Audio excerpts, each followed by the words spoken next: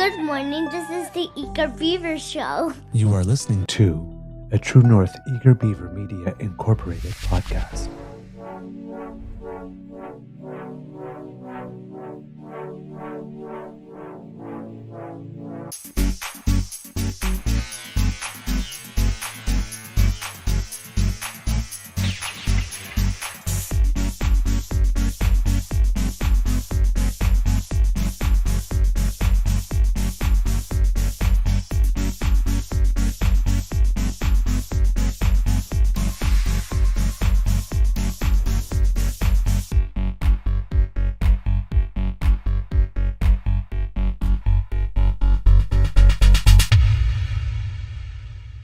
The True North Eager Beaver podcasts are proudly brought to you by our founding sponsors, the Misfit Mysteries from Corvid Moon Publishing, your source for science fiction, fantasy, and cozy mysteries featuring a broad diversity of characters, CanadianTarot.com, your uniquely Canadian online eclectic tarot community, and the Peppermaster, hot pepper sauces made from farm-fresh ingredients to thrill your taste buds and expand your mind.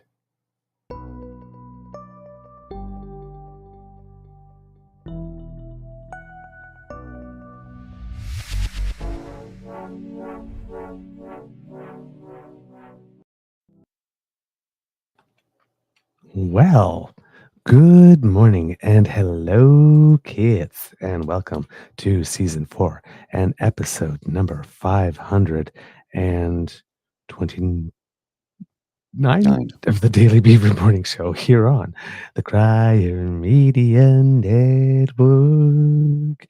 Yeah. Boom. Today, recording day is, well, hey, look at that. It's Friday. December 6th, 2024. And I think it's going to be a nice day here at the Beaver Lodge, although it's the most winteriest of days, cold-wise.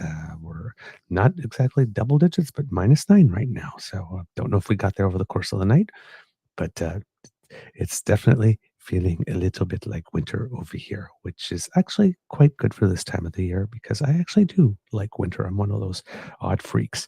I'm your host, the Eager Beaver, pronouns he, him, hey, Mr. Beaver, eh? And with me, as always, is my good friend, Mr. Grizzly. Big thank you goes to our podcast founding sponsors, the Peppermaster, the Misfit Mysteries from Corvid Moon Publishing, and CanadianTarot.com. Got a pretty good show for you today, good variety of topics. But before we go any further, Mr. Grizzly, how's your mental health today, sir? Ooh. The jury's out on that one. I got a lot on my plate today. I don't look at it this way. I don't hate myself and I don't feel terrible about myself. So I think that's a win. I'll put that in the win column. I'm overwhelmed a little bit this morning. I have a lot on my plate, a lot that needs to get done today. So that, increases one's anxiety to a degree, although I'm not freaking out. So, I think all things considered, I'm doing okay. I'm doing okay. Yeah. Okay. All right. Okay. Well, we'll take that. Yeah, it's a win. It's a win. Okay. Good stuff. Me doing really well today, except I slept in 2 shifts last night. So my clock is completely all over the place. But right now, feeling groovy. So you got me at a good moment, kids and cubs. All right. Before we get started in earnest today, kids and cubs, there's a couple of little things to which we need to pay attention. First of all, there's a very special birthday here at the Beaver Lodge. Oh. Isn't there, Mr. Grizzly? Yes, Mademoiselle Fox's birthday is today. Woohoo! She's sound asleep right now. Happy birthday today.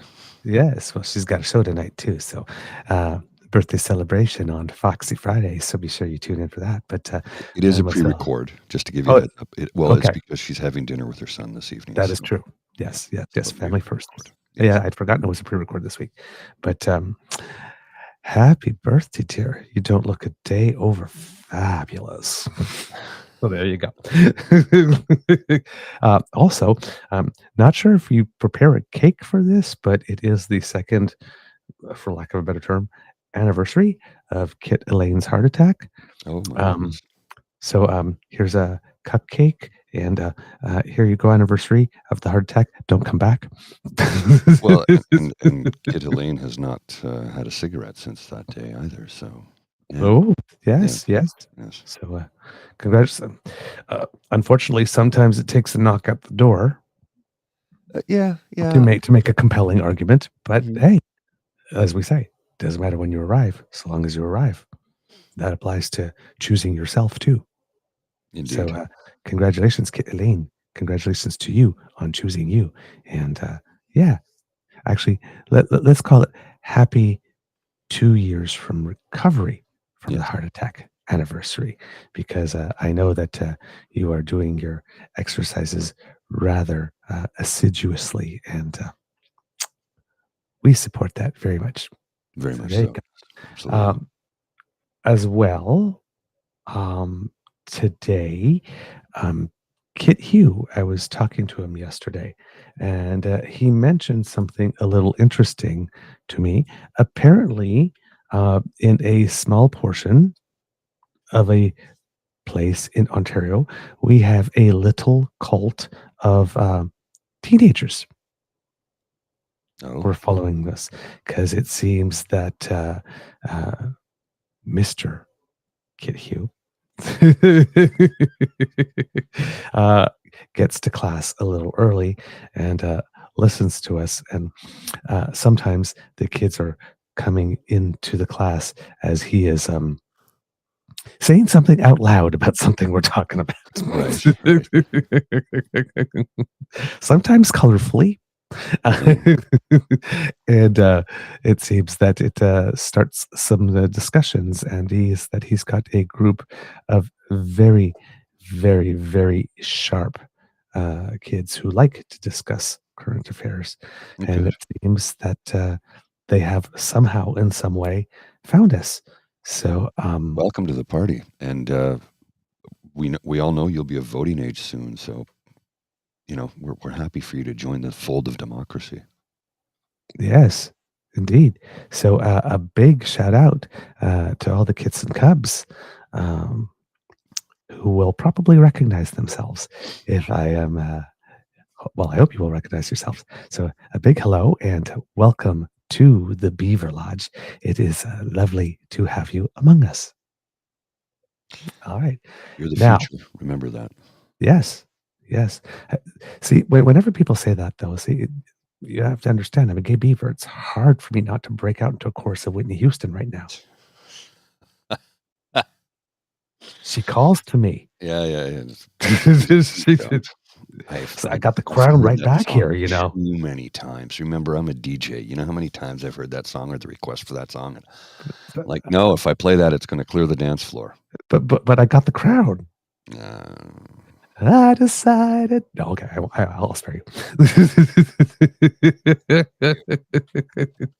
I do believe the children are our future, but I also believe they are our present. So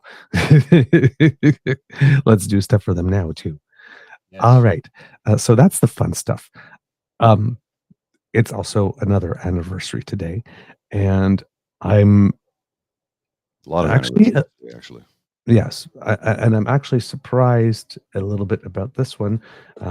Not that I'm surprised it happened, because I heard about it a few days ago and I had made note of it to mention it today. But that in my politics brief that I get normally, there is absolutely no mention of this today, which I found rather interesting. But it is December 6th.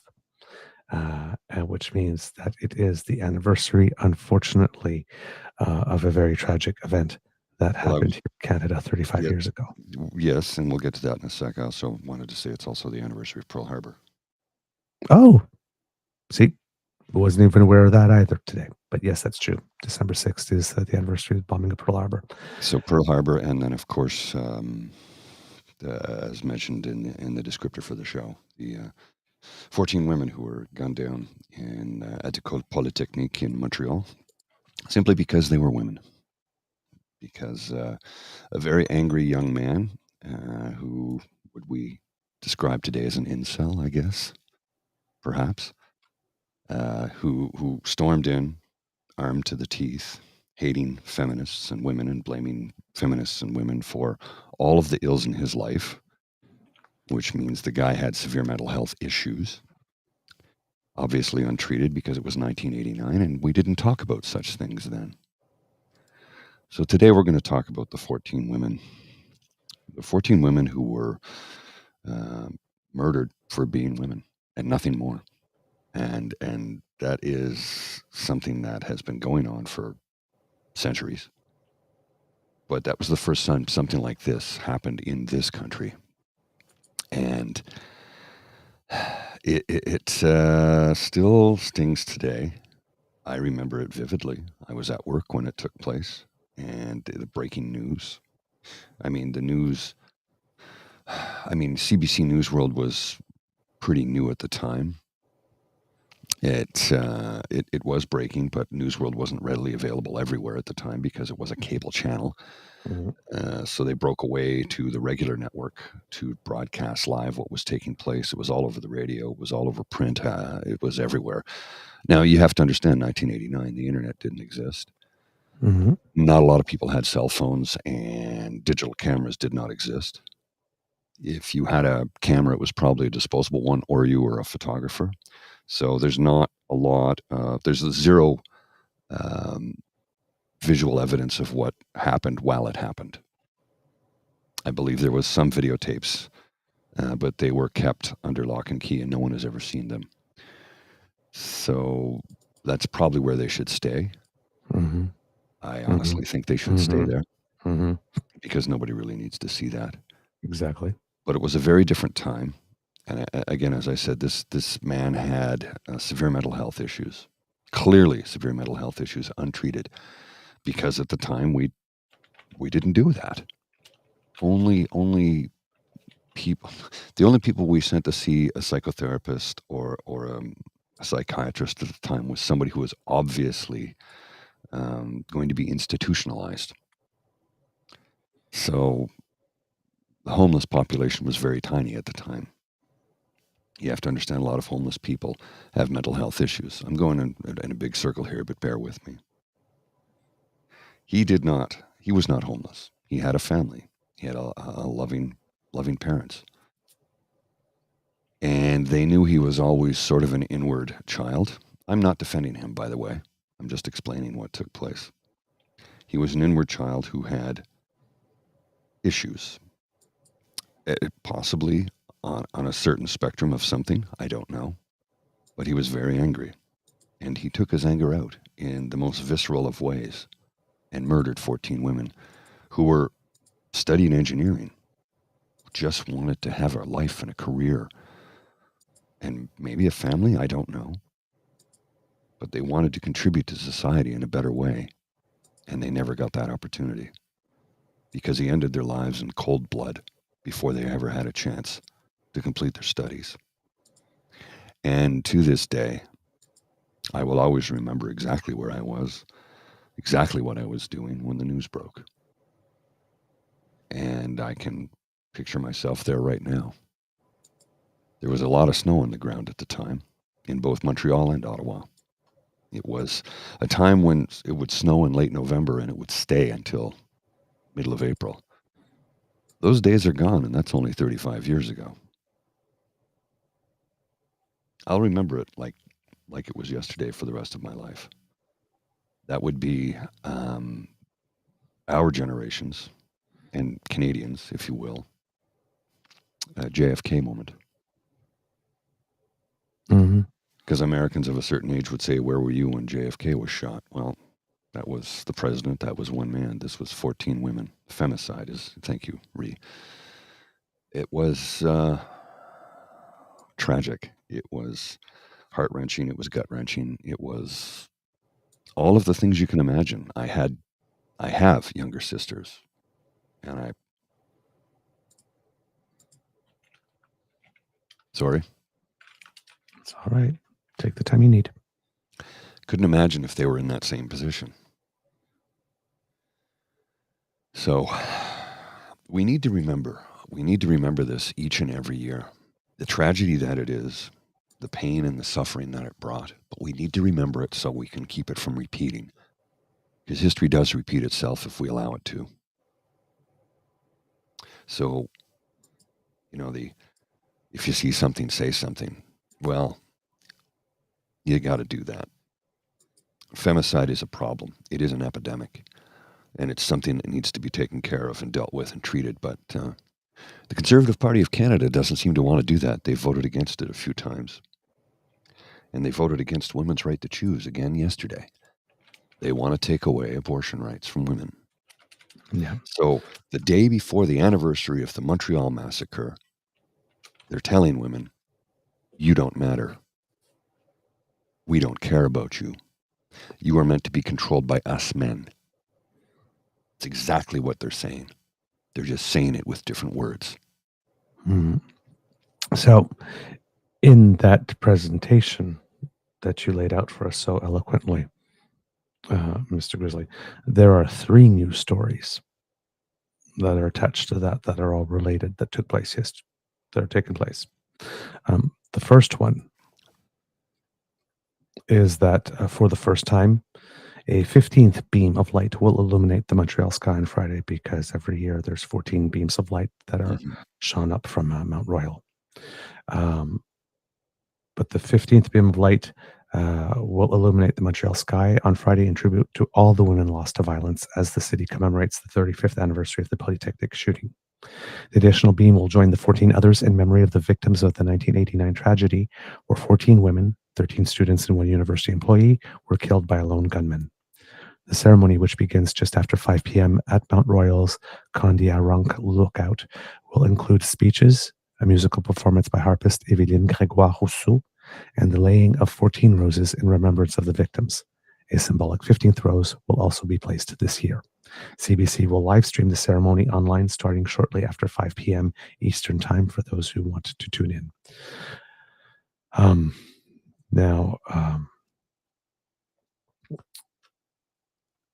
With that, on the day, there are always these profiles that come up, and we're going to read the names of the 14. Sonia Pelletier, Anne-Marie Edward, Anne-Marie Lemay, Annie St-Arneault, Annie Turcotte, Barbara Daigneault, Barbara Klucznik-Widajewicz, Genevieve Bergeron, Helene Colgan, Nathalie Croteau, Michele Richard, Maude Haviernick, Maryse Leclair, and Maryse Laganiere. Those are the 14 women that we take time to remember every year. And unfortunately, because femicide is an issue, we just mentioned it the other day, because it was the International Day for the Prevention of intimate partner violence or violence against women, where we reported, according to a new UN report, the most dangerous place for a woman worldwide is in their own home. Yeah. Worldwide.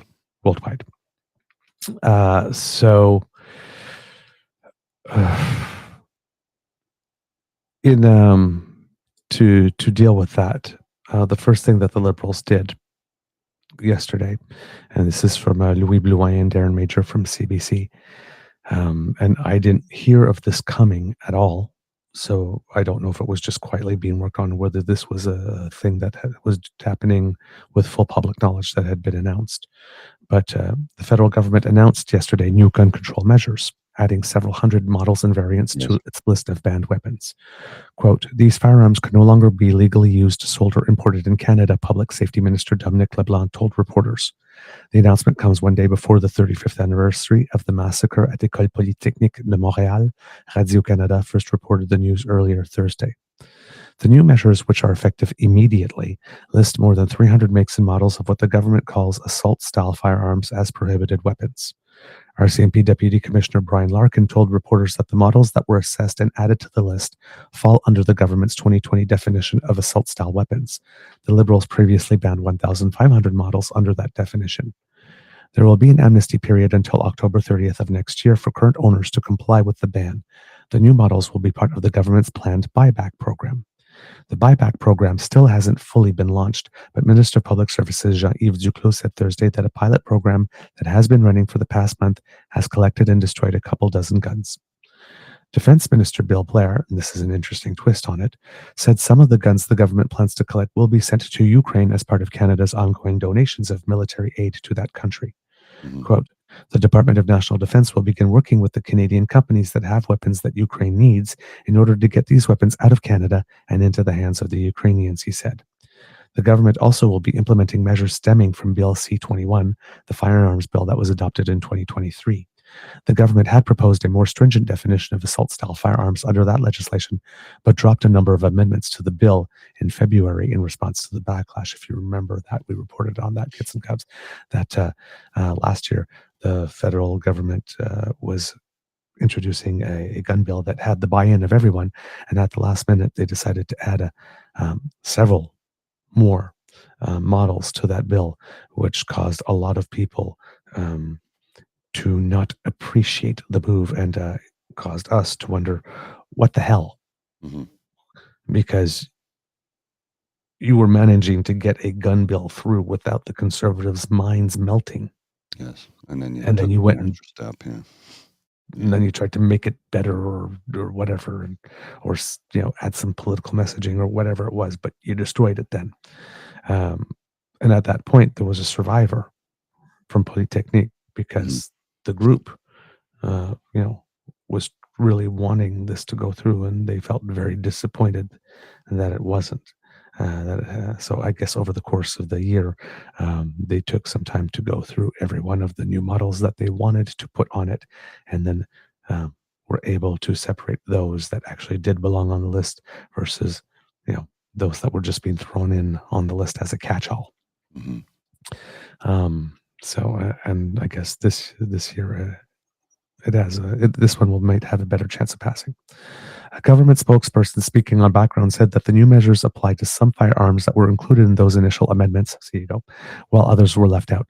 Some guns that were not included in the amendments have been included in the new measure, the spokesperson said. C-21 included provisions to make it easier to revoke licenses and take firearms from people who commit violent acts. Last week, women's groups and families of victims questioned the government about some of C-21's long-awaited measures and why they have not yet been implemented. A government spokesperson said those measures would come into effect in the new year. On December 6, 1989, and then it goes back historically, telling about the Polytechnique, and then to talk about that survivor that I was mentioning. Nathalie Provost, a survivor of the mass shooting and spokesperson for the advocacy group Police se souvient, said Thursday's announcement is, quote, an important step forward. Quote, those are just killing weapons, war weapons, military weapons. So I am so proud that today we are doing something, she said. Conservative public safety critic Raquel Daigneault, and thank you to the kid who sent me a note yesterday telling me how it was supposed to be properly pronounced, because I believe you live in her electoral district. Very helpful. Thank you. Denounced the new measures and accused Prime Minister Justin Trudeau's government of going after lawful Canadians while being soft on criminals. So in other words, it's a day that ends in Y when we're talking about gun control. Yeah. Well, because that's their go-to line. Let's address something here too. So Cassie made a point. She says the Liberals do little for stopping guns coming across the border. That's the biggest problem. Yes. Okay. Which will be acted upon soon with the redistribution to police. Fair point, but let's take a closer look at who's responsible for that. That's a combination of RCMP and CBSA. They don't get their marching orders from the federal government. So that has nothing to do with the Liberal Party of Canada or the Conservative Party of Canada. It has nothing to do with any party of Canada. That is under the auspices of both the RCMP and the CBSA. It's up to them to do the job. Period. That's what it is. It's their responsibility. They do not get their marching orders from the federal government. Just the same as any police association in the country does not get their marching orders from the government. They don't. They operate independently of one another. So by all means, point the finger of blame, but let's point it at the correct people. That's all. And it doesn't matter who's in power. It's not them who's doing it. So the only thing you could say is to any federal government in power is if they're not giving them the resources they need. If they say we need more resources to be doing this, then yes, we do. Yeah, no, I understand, Mr. Jim. Canada Border Services Agency is a federal agency, just like the RCMP is, but it's not run by the government. It's an independent body, even though it is federal. Just like the Department of National Defense is federal. It operates independently. Or the National Parole Board. Exactly. They all operate independently of one another. And they have to, though. They have to. Yes, indeed. So Raquel Dancho doing the typical thing. And of course, they always send out a woman to do this on this day. Quote, Trudeau's latest underhanded attack against lawful Canadians and his continued blind eye to the actual gun criminals is an insult to the thousands of victims of gun crime who continue to be terrorized and lose their lives as a result of Trudeau's catch and release policies. Dancho, here it says said, but I will say lied in a media statement. Let's make this very clear.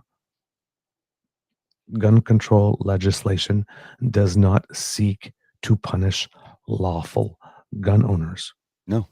We are not concerned about lawful gun owners. In fact, I have personal experience knowing lawful gun owners and them having absolutely no issue whatsoever with taking on extra measures if it means people will be safe. Lawful gun owners are also safe gun owners. Correct. And I know lots of them. And most of them that I know, I'd say the vast majority of them. I remember I was working one day and I was talking about a gun control bill, and this guy who was a big gun owner said, "What?" I said, "I'm not trying to take anything away from you." And he goes, "What?" I go, "No, you own your guns. You're legally entitled.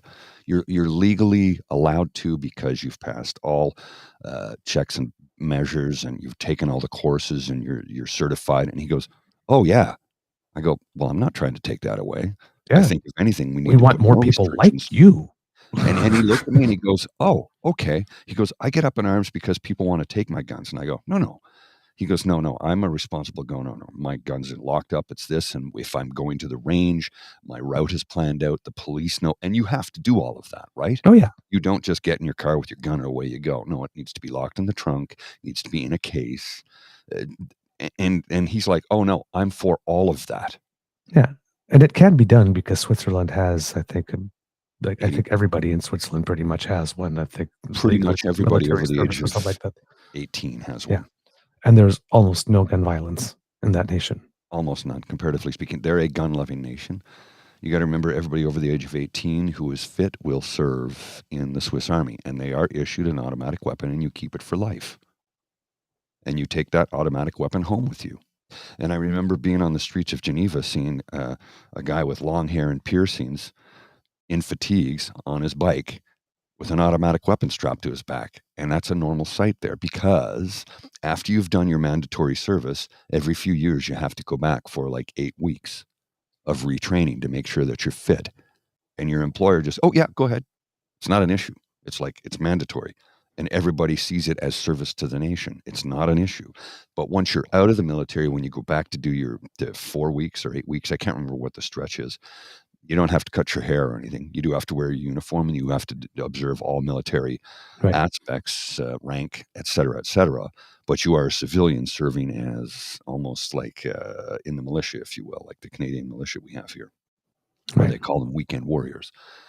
It's the same sort of idea, but it was, as a Canadian, to see somebody driving around on a 10-speed with an automatic weapon on their back, it's a little shocking to see at first, but in Switzerland, that's a normal sight, and people don't even think of it because everybody that owns a gun in that country is well trained because they've all had military training. Mm-hmm. I mean, I remember the first time in my life, I was in France, and it wasn't like a citizen, it was an actual police officer of some kind of law enforcement officer had the big machine gun like this, and they were stopping people on the street and asking, like, "Do you have papers?" Because I got stopped because I'd showing my passport. It's like, that's the closest I've ever come to a weapon in my entire life. And I found that really weird because that just doesn't happen in Canada. Yeah, and it just doesn't happen here. We take it for granted. But there were like lots of bombs and garbage cans stuff back then happening and stuff, right? So they were patrolling. You've got the CCFR in Canada, which is the Canadian Coalition for Firearms Rights, which is hilarious because you do not have a right to a firearm in this country. You don't. Mm-hmm. It's a privilege. It's not a right in this country. And I'd like to keep it that way.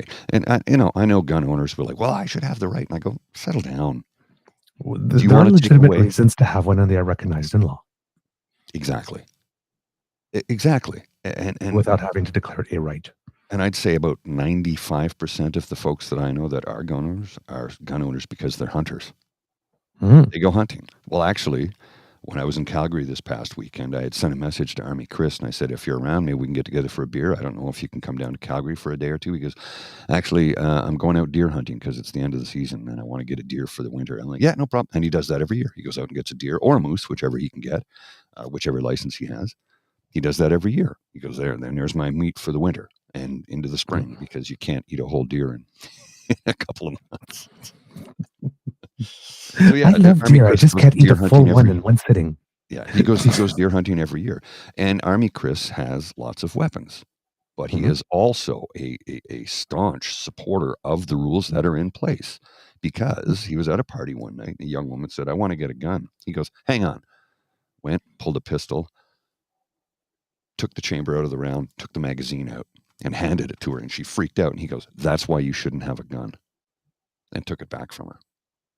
He did it to prove a point. I want a gun for protection. He's like, okay, here's a gun. Exactly why you shouldn't have one. So many people in the United States of America that own guns, because anybody can just buy one, end up shooting themselves or a loved one by accident when somebody breaks in, because they're not properly trained. Also, something like, I think I could have this number wrong if somebody wants to check it out to verify. The number of gun deaths in the United States by suicide is something like 60%, if not higher. Mm-hmm. That's something the NRA doesn't like to talk about.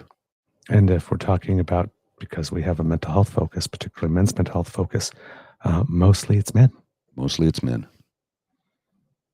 So bigger picture here. But let's come back to the women for a sec. On two things for a sec. I don't mean for a sec. Let's come back to the women and the Montreal massacre. And then we talked about how yesterday in the House of Commons, the Conservative Party of Canada voted against a woman's right to make a choice. Well, and I say this and people go, oh, you're being alarmist, you're being hyperbolic. That won't happen here. It can't happen here. I'm like, yeah, it can happen here. What can happen here? Well, this. You see that picture on the left? That was women in Afghanistan in the 1970s. And the picture on the right, that's women in Afghanistan in 2018. See, because now they wouldn't be allowed to show their, let me just take us off the screen there so we can see this a little bit better. You see that they have bare skin on their feet because they're wearing heels. Well, they're not allowed to do that anymore. They can't show any flesh. Now they're not allowed to travel in groups. Now they're not allowed to speak to one another. Yeah. So they went from freedom, miniskirts, no hijab, working, being educated, teaching, living their lives the way they wanted to. On the left in the 1970s and on the right in 2018. Actually, that could have been in the 1990s for all I know. I don't have a date on that photo. 70s and how they feel when about it, and I don't have a date on that photo, but I believe it is 70s. It went from. Pardon? I believe it is the one on the right. Oh, the one on the right, yeah. Yeah, left is the 70s, right. The one on the right could be today. Well, no, it wouldn't be today because they have flesh showing on their feet, and that's not allowed in Afghanistan right now. They can't show any flesh, and they can't travel together. Okay. Yes, that's true. Yes, they can't. The woman's voice has to be silenced, muted, even with other women. And the thing is that, again, not to bring this to men again, but we're realizing as we're watching what's going on in Afghanistan is that it's not only their laws are not only applying to women now, they're starting to apply to men. Like, you absolutely must have the beard now. Yes. Yeah. All that kind of stuff. So it never stops with just the group that's being targeted first. All the men that were there and saying like this, yeah, you got to keep the women down that way. Now the laws are starting to apply to them. Yeah. Yeah. too, See, right? it It starts always, in the one leopard area. will always, if the leopard licks your face to get a taste, count on it eating it. Yum, Dreamt yum. about a tiger last night, weirdly enough. I dreamt about Okay. a tiger for some reason. I don't know why. So yeah, this is what's happening in Afghanistan today, and I bring it back to what the Conservative Party of Canada just voted on yesterday to eliminate a woman's right to make a choice.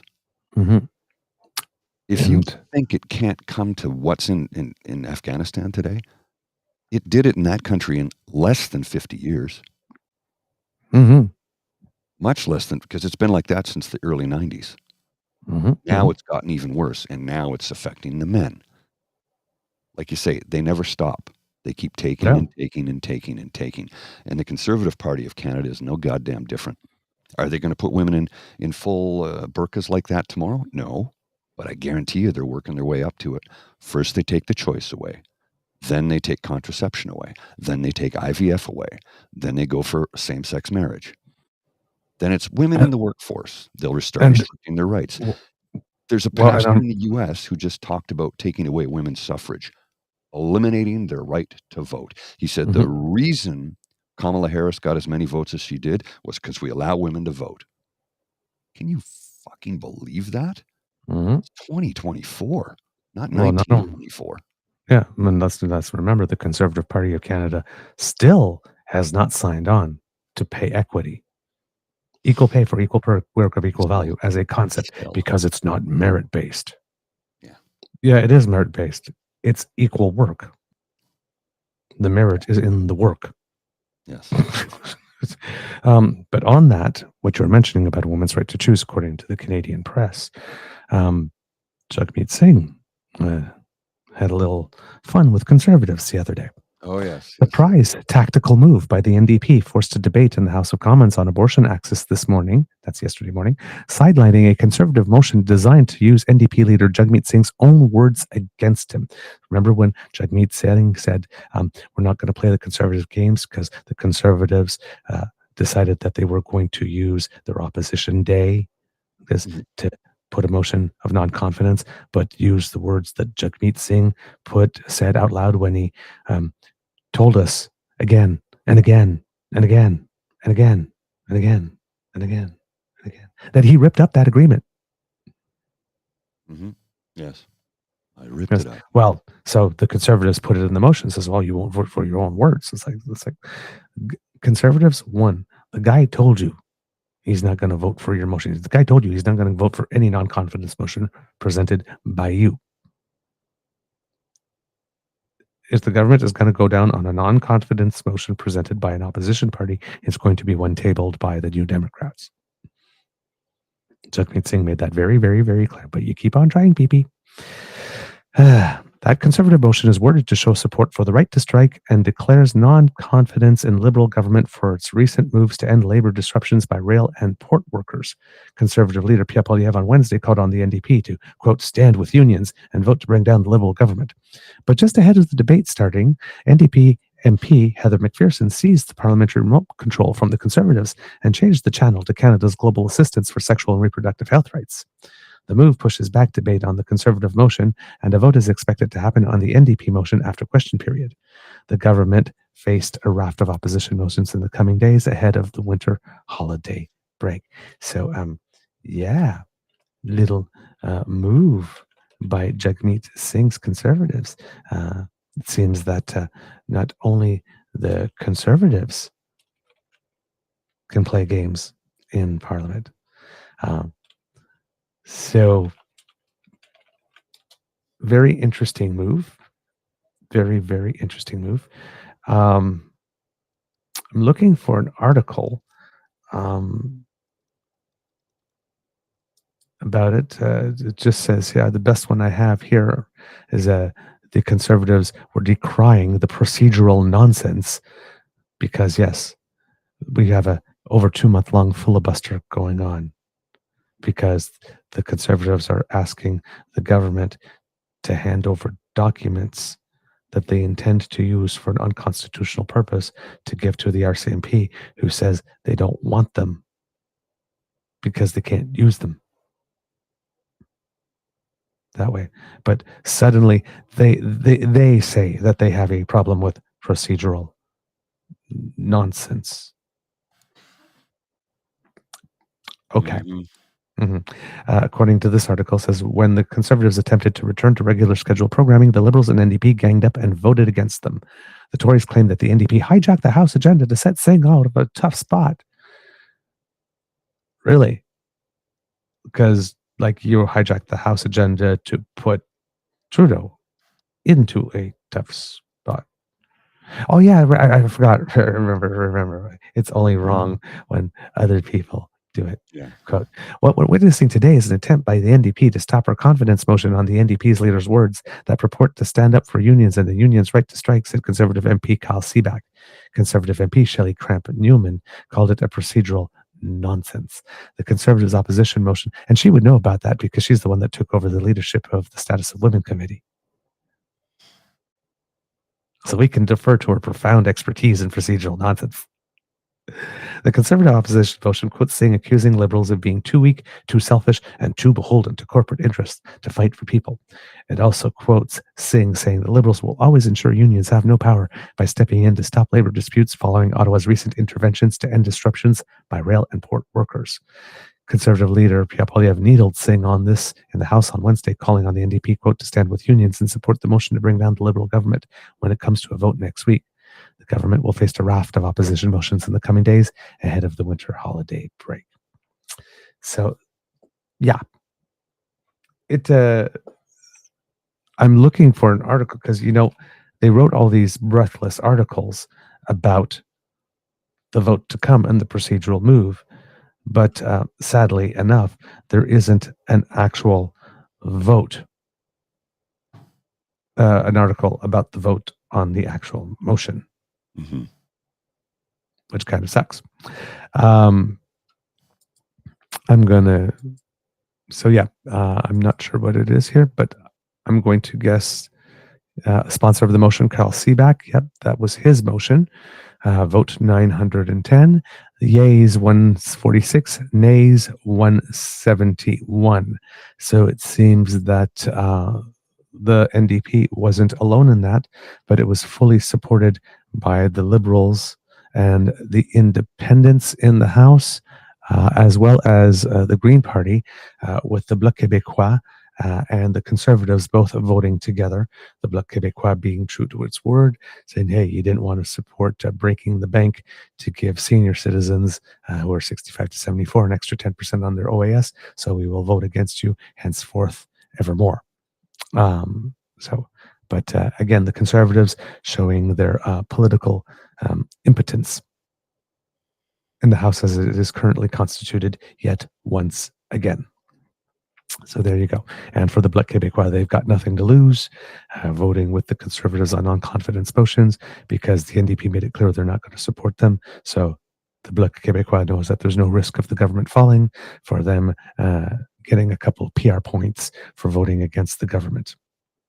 So that's why they're doing it, because if they were worried that the NDP might vote against it, maybe they wouldn't be so eager, all 29 of them, to vote yay on that. In case they're not ready now. So that is what happened on that front. The other thing, kids and cubs, that was some pretty big news yesterday was Patrick Brown, because he testified at the Public Safety and National Security. I didn't get to see it. I watched it yesterday. It was not a particularly eventful affair. It would be. So just so I mentioned, it's not particularly eventful, but was a good session. The thing that I stated, I think it was last week when they issued the summons, is that because Patrick Brown didn't seem particularly enthusiastic about showing up to testify, which is why he needed to be summoned to get the summons in the first place. Claiming that he wouldn't really have anything to say. And like I said, he didn't have any bombs to drop, but he did have a couple of things to say that were kind of interesting. And there were some things that happened that were kind of interesting. The first thing that happened that caught my eye was CPC MP Raquel Dancho asked Patrick Brown about how all the brouhaha after the allegations against India were made public by the PM, what impact the brouhaha from the PM mentioning it has had on the Sikh community, rather than asking how the alleged India-sponsored criminal behavior on our territory has affected the Sikh community. Because Patrick Brown lives in the electoral district federally in Canada, where there is the highest number of Sikh anywhere in Canada. So he would have to his ear to the ground on how it is they are feeling about there actually being exploitation and coercion and even intimidation and murder on our soil. But she didn't ask about that. No, of course not. She asked how the community felt about the fallout from the Prime Minister having mentioned it out loud, but not about the things he was mentioning out loud. Very telling. When asked if he believes his campaign was targeted by India, Patrick Brown, for some reason, was not able to just say yes. As I mentioned, we probably would learn more from what it was he was trying very hard not to say on the day. So for some reason, he just couldn't say yes. Instead, he said, "I don't think any comment offered by the Indian government affected the result. You will notice here in that response how it is very carefully parsed to speak about comments by the Indian government and not actions." Because while there is no comment by the Indian government that affected the result, there might have been some actions. And of course, he immediately went to, well, nothing affected the end result. Let's remember, kids and cubs, that foreign interference is like bank robbery. You don't have to be successful at being a criminal. You just got to try. Doesn't matter if the attempts were successful at overturning the final result. No. There are many other stops along the spectrum before you get to the final result of an election, where that can have a little bit of an impact. Mr. Grizzly's off to go get some coffee, kids and cubs there. When asked if he would undergo the security clearance process with oversight in order to get more information to protect his community if the opportunity was offered, Patrick Brown, after some pressing, replied that he would. Now, one of the reasons he keeps on saying that he did not want to be testifying is because he didn't want to be brought in to the partisan political games that happens at committee. He said that he would have been perfectly happy and willing to testify at the Public Inquiry Commission with Justice Marie-Josée Hogg. But this forum he didn't want to. And it's questions like this that he wanted to avoid. He was then later asked if he had won the CPC leadership, would he get his security clearance through the regular oversight process? And again, saying he didn't want to be dragged into political fights. But even though up until then, nobody had mentioned the name of the particular MP who happens to be a party leader, who will not get his security clearance. Patrick Brown had no problem saying Poilievre's name, though. Oh, interesting. I don't think they like one another. No, I don't want to be dragged into political fights. Well, you know that there was this person. Well, I know that Mr. Polyev. No. Oh, okay. Yeah. Get dragged into that political fight. Just going to drop his name, are we? Okay. Yeah. But you don't want to be dragged into the okay. Yeah. That MP Mark Gerritsen pushed Patrick Brown. I think he asked his questions a little. He may have watched a few Good Men before going into there. Not sure it needed to be that assertive. But Mark Garrison pushed Patrick Brown, eventually getting him to acknowledge that certain behaviors alleged of the government of India, if not actual foreign interference, at least fall into a, quote, gray area. So he did get an admission. There's a little gray area. Then CPC MP Raquel Daigneault came back for another round, and she was working super hard to get Patrick Brown to say the federal government is to blame somehow for something, always looking for the social media clip. What are you doing? Sorry. Sibling a snake. The sibilance is just, there's actually software we have called de-esser, which is supposed to eliminate that. So it's like when you're doing it, I'm like, what are you doing? I'm an audio guy. I'm going crazy here. She was a slippery, slithery snake in asking that question.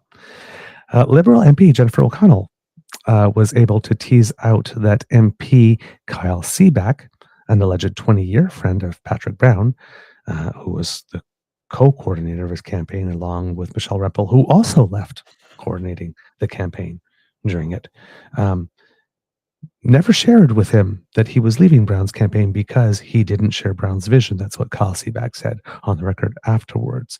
And a little bit of a mean girl twinge to it. So like, oh, that must have been very disappointing that a friend of 20 years didn't want to tell you that he didn't agree with your vision before leaving.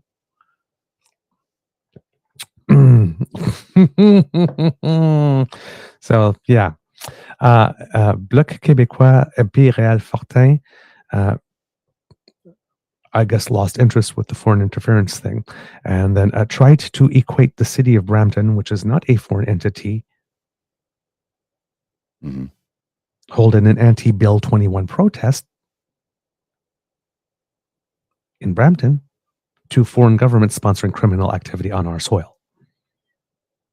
If you're against foreign interference like this, don't you think that you, by holding that rally in your city of Brampton, were engaging in foreign interference? We're all part of the same country.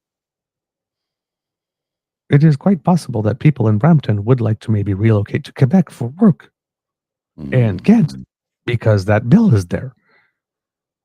They do have a right to express an opinion, but the Bloc Québécois and Pierre Réal Fortin seem to be very, very, very mad that people outside Quebec dare express an opinion on Bill 21 and try to equate that as some type of form of foreign interference. That line of questioning was for domestic consumption only in the province of Quebec, and shame on him for abusing the process, for going down that path. Then we got CPC MP Glenn Motz, who he too had lost interest in foreign interference and started asking Brown about crime in the city. It is the public safety, so they can ask about that. But yeah, it didn't seem to have enough material. And it's like, so let's talk about crime in your city and jail not bail and all that kind of stuff, right? When asked if Brown had spoken to anyone from the Conservative Party of Canada prior to his testimony, because I think he had been asked originally if he had been contacted by some people, and sort of give a shifty sort of answer, but that seemed to indicate no. But specifically about the CPC prior to his testimony, anyone from the CPC, Brown does mention that he had a conversation with CPC MP Doug Shipley about a personal matter, who, what a coincidence, is a member of this committee, but wasn't present yesterday to ask questions. How convenient. I had a phone call with one person from the Conservative Party of Canada prior to my testimony. But trust me, it was only about a personal matter. And it happens to be some guy who's on this committee who happens to not be here today because he probably thought that we knew that you'd probably ask that kind of question. But it was totally about personal stuff. Really. Then CPC MP Raquel Daigneault decided to get offended by Mark Gerritson's vigorous questioning of Patrick Brown, and tried to pretend that Gerritson just subjected Brown to a shockingly unreasonable line of questioning. It wasn't.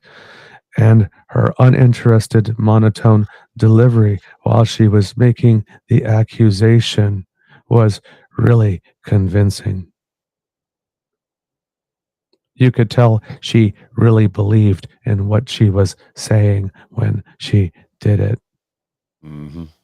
She too lost interest and started asking about local crime. Just then a particular thick CPC MP named Daigneault asked Patrick Brown if he had any advice for projecting strength so that we are respected enough that all nations are deterred from attempting foreign interference on our soil. They won't even think about it because we've projected so much strength and command so much respect.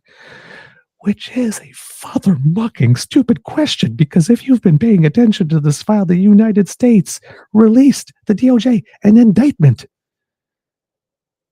If the United States hasn't managed it, how are we going to? Thank you for wasting our time and our money with a stupid, dumbass question. Ya twit. Patrick Brown was invited to leave. And Liberal MP Jennifer O'Connell tabled a motion to invite 3 more witnesses to testify, one of whom is Michele Rempel-Garner. Interesting. The other 2 of those being the 2 people to whom she was speaking on that alleged 45-minute debrief about the angry call she is alleged to have received from the Consul General of India. So the thing with Michele Rempel-Garner is she received the call. She complained about it then. There was so much that went on that call that it required a 45-minute debrief with 2 other people. There are other people who are speaking on the record, but under the condition of anonymity, saying, yes, this call did take place. Michele Rempel-Garner is denying, nope, no call. I was not coerced. My leaving was of my own volition. I wanted to run to replace Jason Kenney. 1 week later, I decided I was not going to do that. A bit like Bill Morneau decided he was leaving the Minister of Finance to run for Secretary General of OECD, but never really stood a chance. But the question for Michele Rempel-Garner is, okay, let's assume all of that is true, and it's not a story that you are telling us after the fact, and that, there wasn't anything that happened at that moment saying, I'm stepping down, and say, hey, I'm doing it, so I'm entertaining replacing Jason Kenney, because that gave you a nice out in that current nanosecond. And then 1 week later, well, I intended to, but I've decided against it. You were only gone 1 week. Why did you not return to Patrick Brown's campaign? Is my question. There was still a few weeks left. You stepped aside. You took an extra week, explored stuff, decided there was no market for you. Why didn't you come back? Seems to me I would come back and knock on the door, especially if I really believed in my candidate. So, you know what?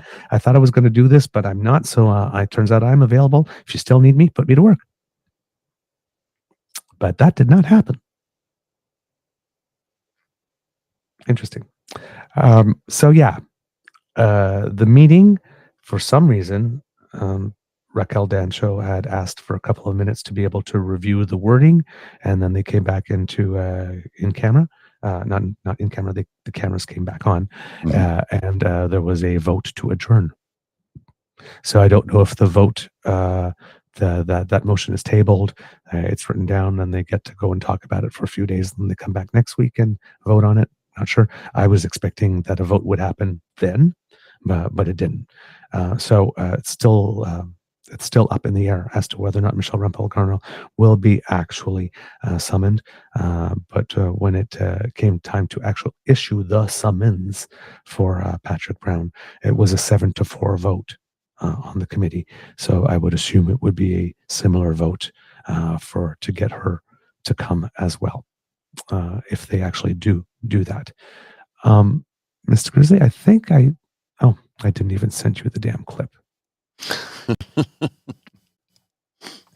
I got the whole email written out, and it's sitting there right in front of me. It's a good thing. Send it to me, right? So. It's a good thing I am allegedly cute. Because there are some days I am not too bright, and if it wasn't for cuteness, because that's all I would have left to go on, I would not get by in this world. I actually wrote it to you before the show. Oh, and still didn't send it. So that you Here, I got this all up for you. Why won't you load it? Load what? But I sent it to you. I'm convinced I have. You didn't. You didn't. I didn't even get to the point where I put your name in the to field. Wow. I got distracted before I did that. Oh my God. Squirrel, yeah, really. Squirrels running one way and puppies running the other. I don't know what to do. Ah, man, I tell you. Oh, while you're queuing that up, we did get a gentle correction from the kits, Mr. Grizzly. The bombing of Pearl Harbor anniversary is actually tomorrow, December 7th. Oh, December 7th. Sorry. My apologies. Mm. I knew it was December 7th. But you were right. There was an anniversary of a bombing on December 6th, and it's the Halifax Harbor explosion. Yes. That was December 6th. I have a clip about that too, so we'll show that later. All right. That wasn't a bombing; it was an explosion. Yes, you're right. The explosion, yes, wasn't a bombing because it was. I think it was everything on the ship just went boom. So hang on a sec. I got to go back here and check on something before I'm trying to. I got the clip. I just have to cue it up to the right moment. Okay. Now the clip here is Jennifer O'Connell from the Liberal Party of Canada MP, her first round of questioning of Patrick Brown during it, just to give a little taste of flavor, because the really, like I said, the most dynamic ones were when Mark Gerritsen was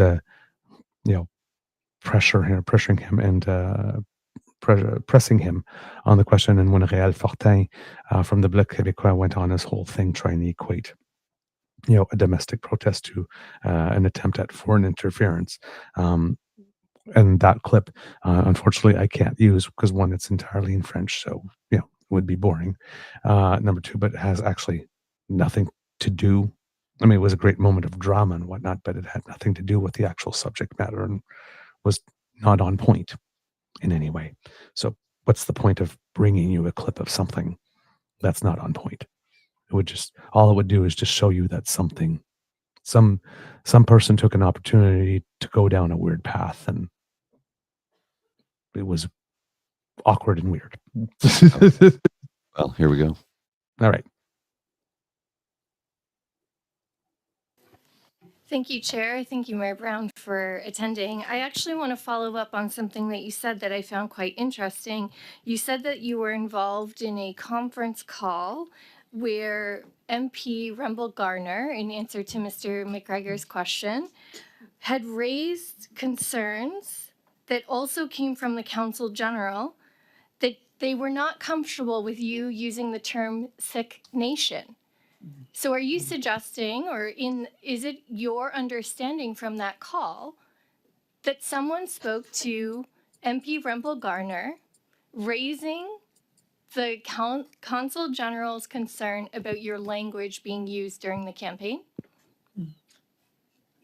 I was going to say, first of all, I don't believe that's the reason that she left the campaign, but I believe. Sorry, I didn't ask. I asked about the details of the conference call and your answer to Mr. McGregor about you being informed by your campaign team that there were concerns from the Consul General raised by MP Rumble Garner not to use the term sick nation.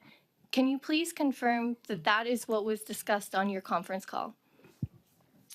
Correct. Do you want me to expand further? Sure. If you can tell me the details of who asked MP Rumble Garner to raise the language you were being used. So the concern that was raised was that I had used the term on a number of occasions, Sikh Nation, and the Consul General had expressed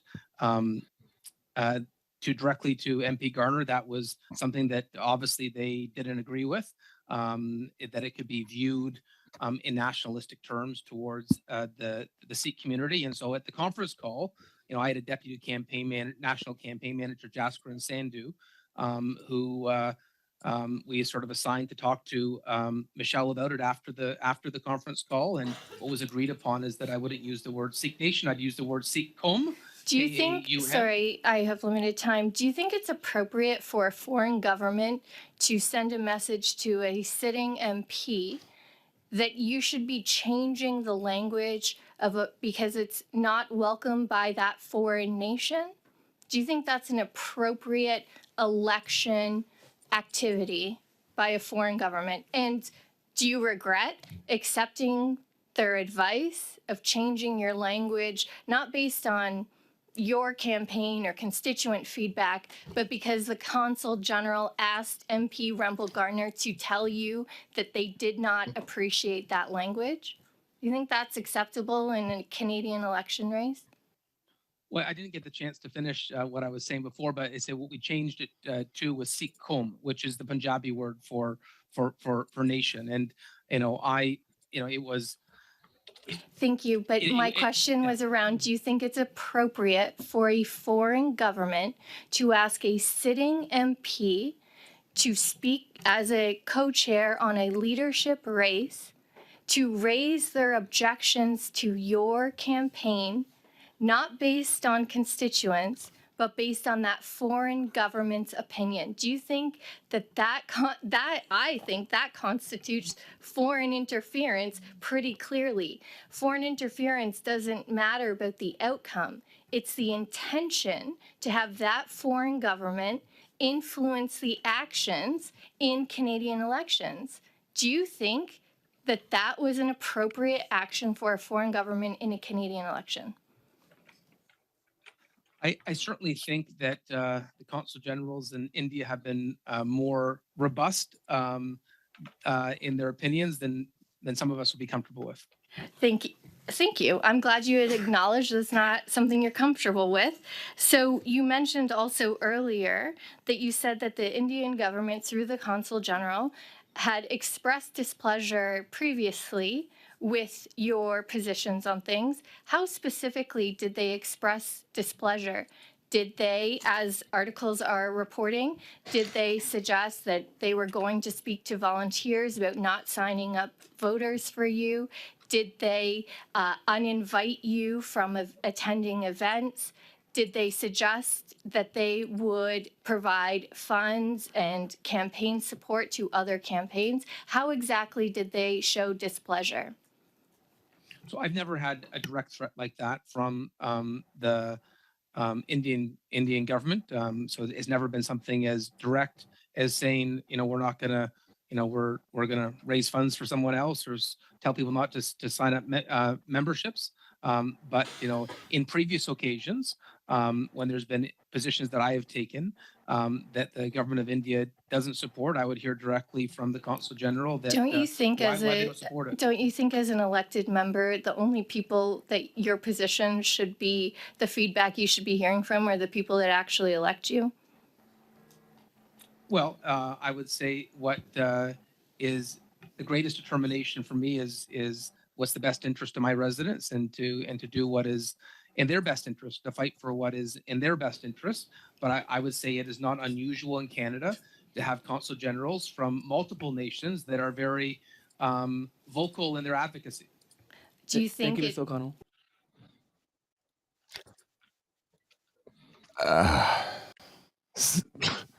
A very effective line of questioning, though, right? Oh yeah, no, I like her. Yeah, she wasn't good. like, asks about the call. Well, I don't know why she left. No, I'm not asking about why she left. Mm-hmm. Yeah, she never asked that question. She stayed on point the whole time. Yes, and the point that she was trying to prove here, and she did successfully, right? She made the point. Foreign interference. It's the attempt. Yeah, whether it's successful or not is irrelevant. It's the attempt. Yes, he was out in public saying a word, either Sikh nation. We heard in the thing that either comes to mean Sikh nation or Sikh community. It seems that they are interchangeable within the Sikh community. I don't know if that's true, but that was part of the testimony that was there, and knowledge of other people on the committee. But they did not like that. They let it be known, and he did change his behavior. Yeah, the foreign interference worked. Yeah, that's pretty spineless of him. Plain and simple, spineless. I'd be like, sorry, you're another country. You don't get to tell me what to say or do for my constituents in my country. You don't live here, I do. You don't get to come into my damn house and tell me how to arrange the furniture. You don't get to do that. Right. And that would be So- the most polite diplomatic way I could say, I'm sorry, I'm not, no, you don't get to tell me how to speak in my country to my constituents. You don't live here. I'm You don't sorry, get to this tell me ain't, that. yeah, I'm sorry, this ain't a Burger King. We don't take orders here. Yeah, yeah. So, but yeah, so, Now I want a hamburger. so the foreign interference didn't have, you can't say conclusively changed the result, but sure as hell changed the behavior, didn't it? Mm-hmm. It worked. Yeah, it did. We're under fire. It worked. So, that's I watched it, so you didn't have to. Like I said, no big fireworks, whatnot. A couple of little admissions, like I said, like him saying yes, it did cross into the gray area, and here with Jennifer O'Connell also admitting that didn't leave me the most comfortable person, but you can see in that one he really didn't first want to engage on the topics. No, not at all. But when she asked the question again in a manner so pointed, they had to say yes. Notice, do you want me to expand on that? Mm-hmm. So that's where I'm wondering, like, the part of it, how much of this is no, don't make me say it.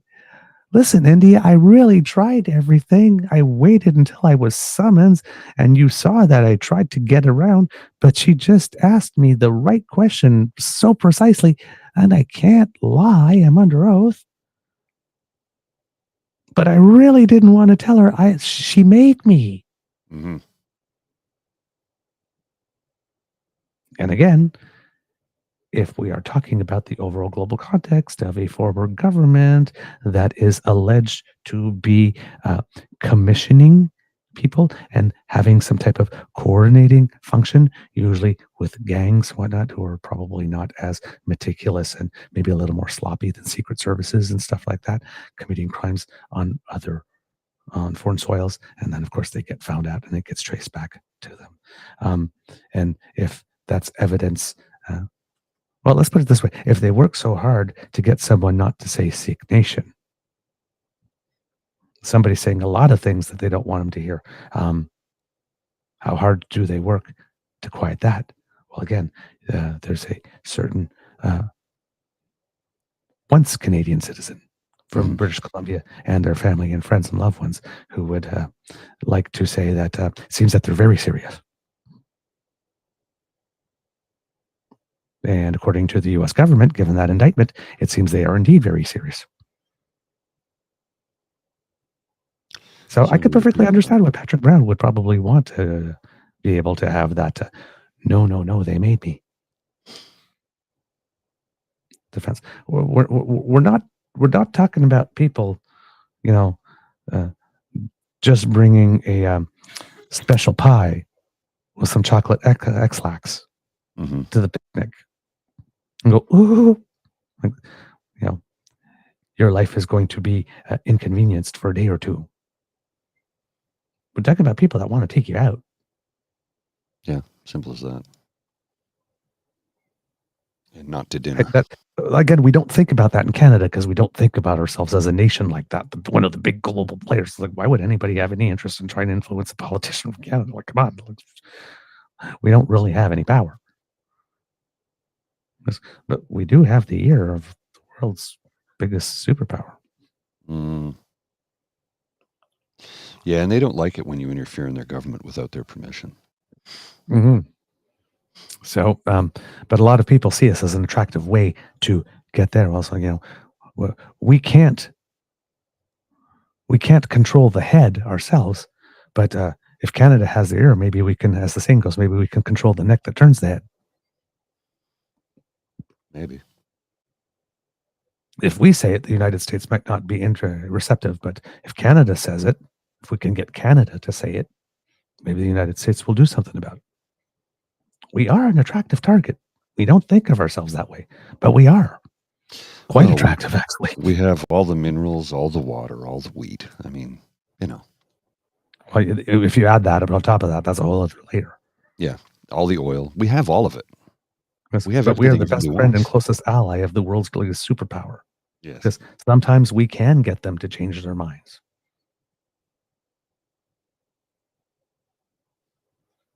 Hmm? So, yeah, it's not something to just dismiss and say, oh, well, we don't need to be bothered about that. Who are we anyway? It's like we are, again, we don't think of ourselves that way, but we are actually somebody on the global stage. A lot of people care about us, and a lot of people are interested in us. So, yeah. All right, kits and cubs. Those were the two sort of big overall news things over the past 24 to 36 hours here.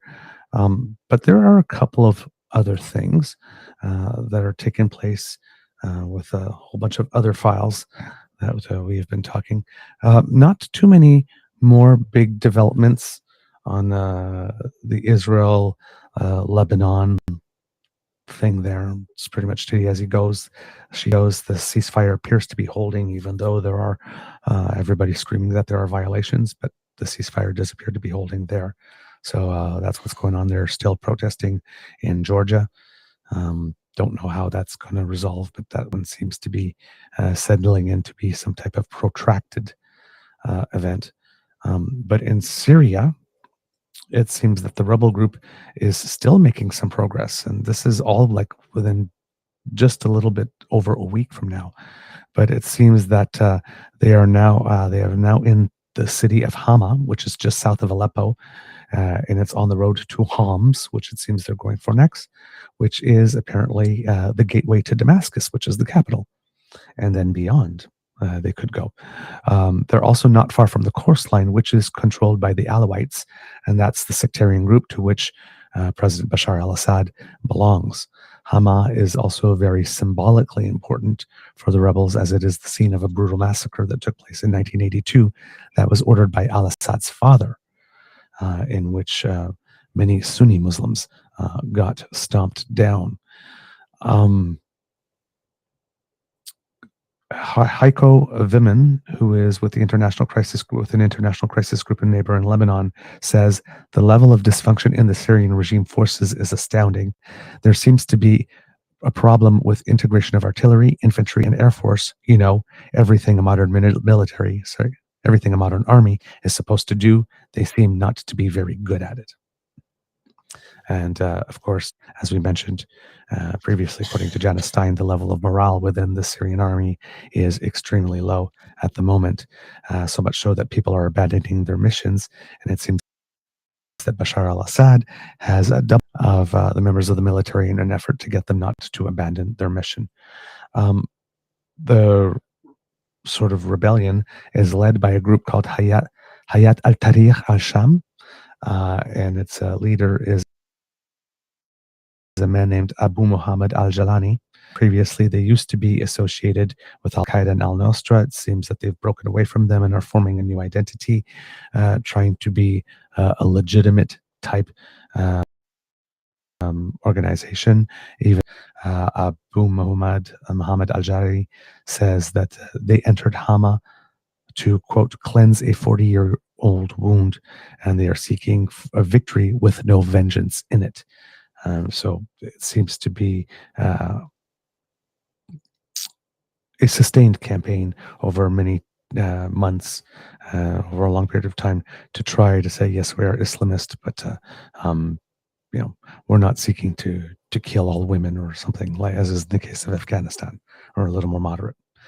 Hezbollah's new leader, because their former had been assassinated in airstrikes by Israel, said that the group will be alongside it with these caveat words as much as it can, considering that, well, it's pretty much depleted resource-wise, given everything it's been doing in Israel over the past little bit. So those are the developments on that. That keeps going, but the rebel group seems to be moving relatively quickly, and what aims the Russian military is helping al-Assad with at the moment does not seem to be deterring the rebel group. So we'll see that. Mr. Grizzly, do you have anything? I do actually. I have a video clip I want to share with you in regards to, because of what the current Ford government is doing about the encampments across the province. And I'm going to share this with you quickly because he's how long is it, Mr. Grizzly? 33 seconds. Oh, okay. I thought it was a longer clip. Okay. All right. No, it's 33 seconds. There are more than 10,000 people facing homelessness in Toronto, and each night 300 people will be turned away from the shelter system. A patient languishing in the hospital system costs $30,000 a month, but just a fraction at $4,000 a month in supportive housing. 90 Dunn Avenue is Canada's first social medicine housing initiative that will include mental, primary care, and social services all on site. It'll be a new and permanent home for 51 people. To make a difference, it means realizing housing as a human right. So the just behind this is, the solution to homelessness is housing for all. A 1 month hospital stay costs us, the taxpayers, $30,000. 1 month in prison is $12,000. 1 month in shelter is $6,000. 1 month in supportive housing is $4,000. We can save $26,000 by getting people out of hospital into housing. $8,000 by getting them out of prison and into housing, and $2,000 a month per person per year. So $24,000 a month to get people out of shelter and into permanent housing. $24,000 a year, I should say, per person, and that's 51 people that are being housed right now. Now, the Ford government has decided that they're going to dismantle encampments across the province, but they're not actually doing anything to help with the homelessness crisis because they refuse the federal public dollars for that. Right. Simply because he wants to punch down on those he sees that are beneath him. And yet, the funny thing is, every single one of us is so much closer to being homeless than we are to being a billionaire or a millionaire. Indeed. According to the Canadian press, legislation aimed at dismantling homeless encampments in Ontario will soon be introduced. Premier Doug Ford announced Thursday, along with a pledge to use the notwithstanding clause again if courts interfere, because, of course, we can just trample on the rights of the fundamental human rights of the homeless. I mean, they're homeless. Fuck them. Right? That's the Doug Ford attitude. They are good people of Ontario. These people are beneath you, and they are poor because it is a character flaw. We will teach them a lesson or two. Because he could spend all these resources on actually housing them. Well, here's a good quote from Trent Morris. I don't know who Trent Morris is. He's an individual on the Twitter. He says, local politician who has recently expropriated a science center and a waterfront park for his buddies cites charter right of all citizens to use public spaces in defense of move to criminalize homelessness. Interesting how that applies now. Yeah. Ford wrote to 12 mayors who asked him for tougher laws on encampments, saying the province will provide the tools to help municipalities clear the sites and crack down on public drug use. Quote, our government shares your concerns about the need to keep our children, families, and communities safe, Ford wrote to the mayors of Barrie, Windsor, Oshawa, and other cities. That's why we are acting to put an end to public disorder, drug use, and trafficking, and loss of public space that have resulted from the widespread growth in encampments. And again, that is bullshit, because if you were concerned about keeping children, families, and communities safe, we would not have foster kids staying in Airbnbs and bedbug infested hotel rooms. So you can shove your concern. Homelessness and encampments have risen dramatically under Ford's term, with tent cities popping up in municipalities small and large throughout Ontario. The Association of Municipalities of Ontario says there were 1,400 encampments across the province in 2023, and for some reason, media and the public are not holding him accountable for the fact they exist in the first place. Shelters throughout the province are full, with some 12,000 people in Toronto's shelter system alone. The mayors asked Ford to strengthen involuntary addiction treatment laws and have the province become an intervener in court cases where municipalities are looking to clear encampments. They also asked for trespass laws to be strengthened and allow for arrests and jail time for those who repeatedly trespass, as well as legislation to prohibit open drug use, similar to the ban on open consumption of alcohol. The mayors also asked Ford to use, quote, the notwithstanding clause to ensure these measures are implemented in a timely and effective way. In response, Ford promised more accountability for shelter service managers and more funding to increase shelter space. Ford said the new legislation will be, quote, explicitly and unequivocally prohibiting the use of illicit drugs in public, with new tools and authorities to help police enforce its prohibition. Quote, there will be penalties for those who, quote, deliberately and continually break the law, plus new, quote, approaches to treatment and rehabilitation, he wrote. Ford added that he does not expect to use the controversial legislative tool known as the Notwithstanding Clause that would override the Canadian Charter of Rights and Freedoms. Quote, however, should the courts interfere with our shared goal of effectively addressing and clearing out encampments, using these enhanced tools, translated from bullshit to English, is, however, should the court decide that we have violated your fundamental rights 3 ways from Sunday by bringing in these enhanced tools, not interfere. The court doesn't interfere with anybody's shared goals for making things better. The court cares only about the law and the Constitution. Correct. That's it. The court has no agenda to interfere with you doing anything. You do the things according to the law, you can do the thing. You do the things not according to the law, you can't do the thing. Well, it's that simple. Listen to this. This is for those of you who might not be aware of this. You need to understand something. Between 40 and 50% of foster youth become homeless within 18 months of leaving the foster care system. That's a disturbing fact. Yep. So if you're criminalizing homelessness and you get foster child that leaves the system, graduates from the system, but hasn't been given the tools. Well, it says, yeah, and the means to live independently. Often lack the resources, support, and life experiences to transition to adulthood. Yes. Some factors that increase the risk of becoming homeless include running away while in foster care, placement instability. This one's kind of disturbing. Being male. History of physical abuse, delinquent behaviors, mental health disorders.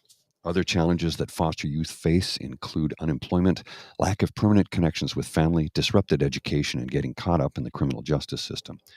Foster care doesn't always lead to youth homelessness. However, a history of foster care correlates with becoming homeless at an earlier age and remaining homeless for a longer period of time. Mm-hmm. Over 30 years ago, when I was a foster kid, the Children's Aid Society of Ottawa had a pilot program, which I'm surprised is not everywhere. It was called SIL, Semi-Independent Living Program, where they brought kids in starting around the age of 16 and taught them some basic life skills and budgeting and all that kind of stuff. And then when they left foster care, so long as they were pursuing their education, would get a stipend of a certain amount of dollars per month, because until they were the age of 21. Well, so many kids just literally tossed out onto the street once you age out at 18. You're like, you're on your own, see ya. Like, wait a minute. And that program was extremely useful and beneficial to me. It really helped. Mm-hmm. So not sure why that's a pilot program that has not been expanded. And there is no excuse in 2024 to be sending kids out into the world, not even know how to prepare a meal or to wash their own clothes. And it's, to say that, well, the foster parents are supposed to teach. Are they? Is that what do they do that? Do the foster parents teach that? Mine did. Some do. I'm sure some do. Not everybody. I'm sure some do. I'm sure many do, but not everybody. When you've got 40 to 50% of the homeless are foster children, obviously 50 to 60% are teaching, but 40 to 50% aren't. Mm-hmm. I mean, and I was in what was called they had different classifications. Number 13 foster home, which is just co-located with an actual family. Mm-hmm. Those who are living in group homes with staff people, are they being taught how to? Yeah, probably not. My foster mother got tired of doing laundry for 6 boys, so we learned to do it on your own. Yeah. Not sure how it works in these group homes. Ford continued, this includes the province becoming an intervener in any court case that restricts the ability of municipalities to regulate and prohibit encampments so long as the approach you pursue is aligned with provincial best practices. So basically telling the mayors, hey, if you ask for it, we'll intervene for you, possibly. In January 2023, an Ontario Superior Court justice ruled that the Waterloo region could not use a municipal bylaw to evict people living in an encampment in Kitchener because that bylaw was deemed to be in violation of Section 7 of the Canadian Charter of Rights and Freedoms. The judge said lack of shelter spaces means the bylaw infringed upon charter rights. It's kind of hard to accuse people of the crime of being homeless if you're actually not going to provide homes. Yeah. Ford's new measures will do little to help the encampment issue because there's nowhere for people to go, said Lauren Lamb, an outreach worker in Toronto. He's not actually fixing the problem of homelessness. He's actually just fixing the problem in terms of making people invisible. And people don't stay invisible for long. NDP leader Merritt Stiles said people who are homeless will continue to move from encampment to encampment as long as there are inadequate levels of housing and supports for them. Quote, we should be working, as I know most municipalities are doing right now, to try to make sure that people can be moved into shelters and homes. That is the solution to the encampments. And right now, what are you going to do? Move them onto another park? The truth is we have to have a place for people to live, a shelter for them to stay in. And unless we have that, this is going to continue. Green Party leader Mike Schreiner said Ford had 6 years as a premier to build enough housing. Schreiner says he believes Ford is acting on the issue now because he is considering calling an early election. Quote, I think the premier is scrambling because he's feeling pressure from voters, Schreiner said. The premier, almost every action he's taken right now is not about what's good for the people of Ontario. It's what's good for Doug Ford's personal political needs. Add to that, kids and cubs, that it might be Doug Ford trying to attempt to change the channel, given that his multiple attempts to try to be Prime Minister of Canada and an international statesman didn't work, including down to his video not working when he had his big audition with Fox. So he was reduced to audio only. Probably needed a new subjects. This one strikes me a little bit like the Liberals coming in with the GST cut and the $250 check, and you're thinking like, okay, this is a nice announcement and has some flashy things in terms of retail politics, but it doesn't look like it was completely well thought out because you designed it this way. It's like, yeah, mayors, if you ask us to, maybe we'll consider intervening. And we're going to make all these encampments illegal. Don't have anywhere else to really put them on. But I'm doing it. Watch me. I'm flapping my arms and moving a lot of wind. And, look at me. And I great. My heart's in the right place. Even if it doesn't work, still vote for me. Here's a clip that sums it up. It is an issue affecting cities across the province, and after a number of Ontario's mayors asked the province for help, the premier announced today there will be new legislation to help municipalities deal with homeless encampments. CTV's Queen's Park Bureau Chief Siobhan Morris joins us now with the details. Siobhan. Well, mayors all over Ontario agree they need more help to deal with the problem of homelessness. There's less consensus, though, about what exactly that help should look like. We'll get a better idea of what the premier has in mind in the final days of the legislative session next week. The government's preparing legislation for next week to crack down on homeless encampments.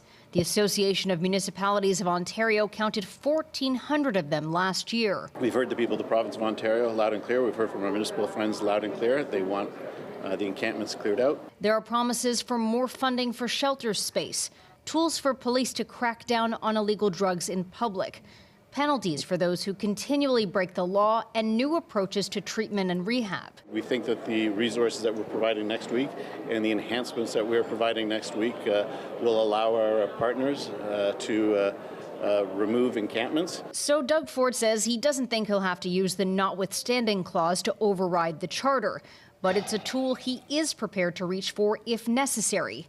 Earlier this fall, the premier dared mayors to ask him to. Let's see if they have the backbone to do it. A 2023 court decision blocks municipalities from clearing encampments unless there's a shelter space for the homeless to go to. This is an incredible step forward. The mayor of Barrie, one of more than a dozen who asked the premier for these measures. They have to be used incredibly cautiously. They have to be well organized. And we need to make sure that we're continually investing. The mayor of Toronto, skeptical. We don't need to clog up our courts to deal with encampments. Condemning the contemplation of the notwithstanding clause. Help us build more supportive housing. Help us create more shelters.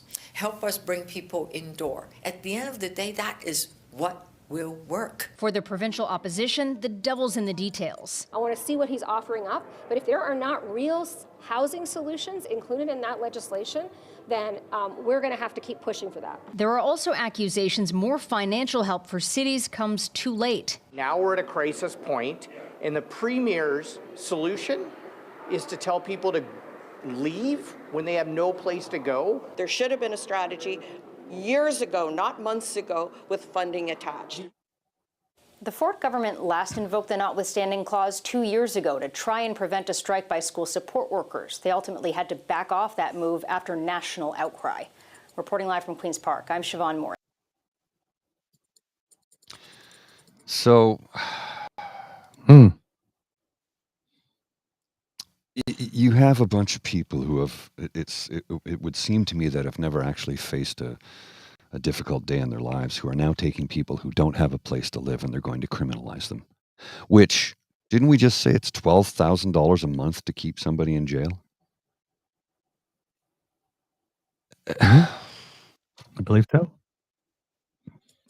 It's not about the money. Just house people. It's not about the money. No. Because they're willing to spend a whole lot more money we don't need to spend. Because they don't if like it comes to these punching people. down They on need to people. punch down. Yep. Yep. When it comes to punching down, limitless. Yeah. Funny how that works, right? There's always money for that. Always money for that. We could prop people up and save $8,000 a month doing it. But no. We'd rather spend $12,000 and imprison them.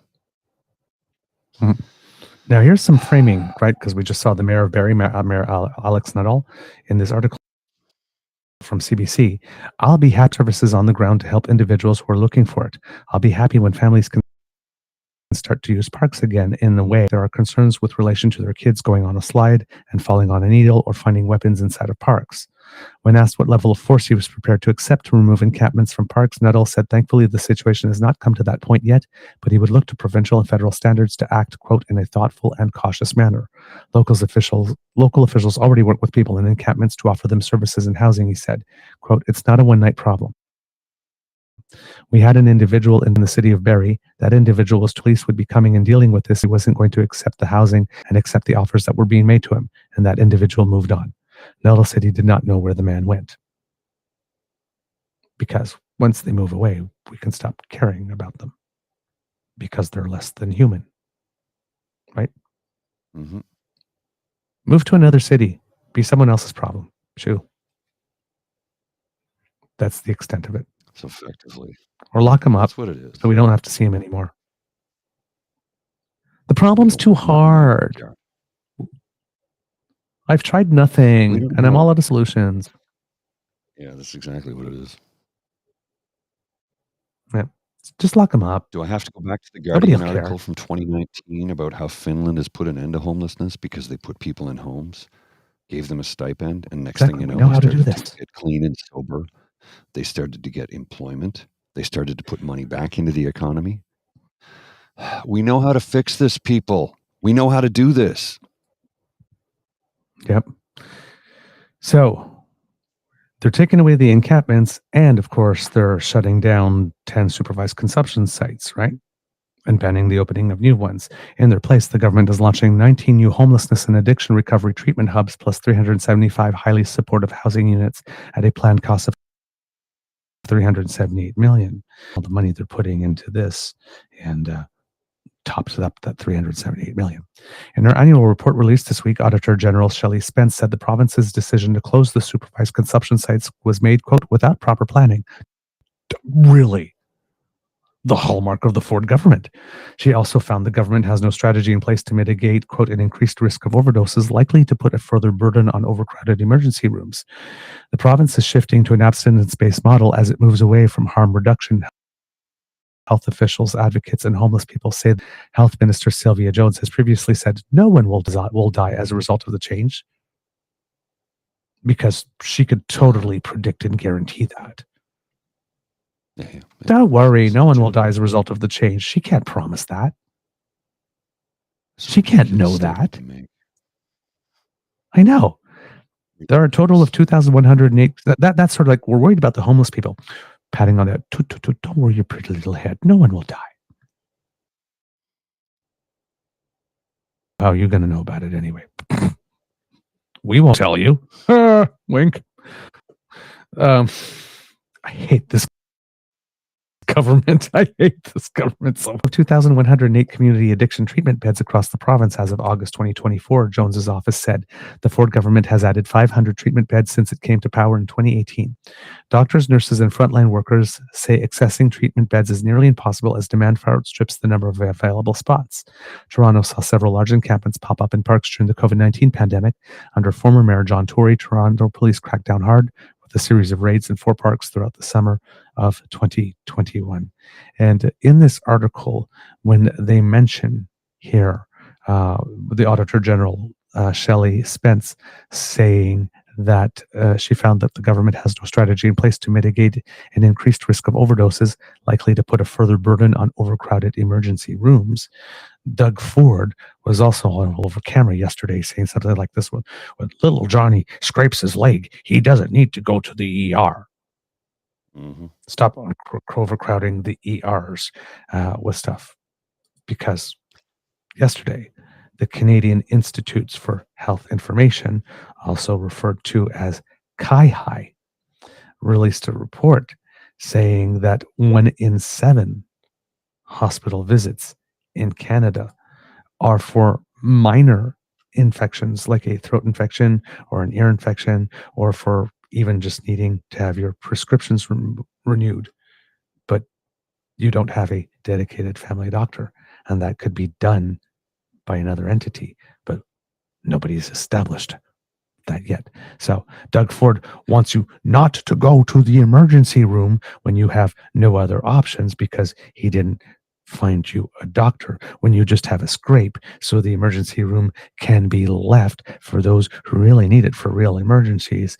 But he is closing down the supervised consumption sites so that more people can occupy the space that Johnny was occupying with an overdose that was also not needed and preventable had he just decided to give people, treat the most vulnerable among us like they are actually human beings and provide them with the services, because he's paying the money. He just doesn't want to spend it on them for that. How soon before we see Weston Wellness Centers popping up across the country at your local Shoppers Drug Mart or your local superstore? How soon? You know it's coming. It's just a matter of time. It's going to happen. If it doesn't happen, I'll be surprised. I'd be shocked. I have one more clip for you before we wrap up. This is Doug in his finest moment. Not. To Queen's Park now, where the Premier is proposing new legislation to help Ontario's mayors deal with the issue of homeless encampments. Doug Ford is promising new tools and supports to help address the issue and says he believes it can be done in line with the Charter of Rights and Freedoms. CTV's Queen's Park Bureau Chief Siobhan Morris has the details. The Premier says new legislation is coming to help cities and towns deal with the growing problem of encampments. The promise comes in a letter sent to a dozen Ontario mayors. They're a group that responded to something of a challenge Doug Ford issued in late October. Why don't the big city mayors actually put in writing that they want the province to change the homeless program, make sure that we move the homeless along, and why don't they put in, use the notwithstanding clause or something like that? Let's see. You can really tell he thought about it. More than 12 mayors asked the Premier to do just that, but hundreds more leaders in local politics and law have urged the Premier not to. Ford is promising more supports for shelters, tools for police to clear encampments and crack down on public drug use. The Premier says he's confident that the coming bill is common sense, in line with the Charter of Rights and Freedoms.